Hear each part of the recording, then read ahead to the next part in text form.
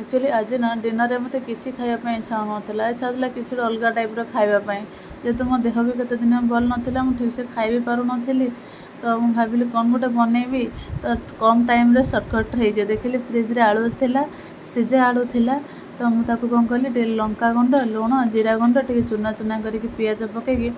से भलसे चकटी देली सहित अटा चकटा फास्ट अटा चकटी देती तार गोटे डो बनैली आलू जो बनई जो चकटिकी रखी अटारे मुझे गोटे गोला कर अटारे भलसे हाथ में स्प्रेड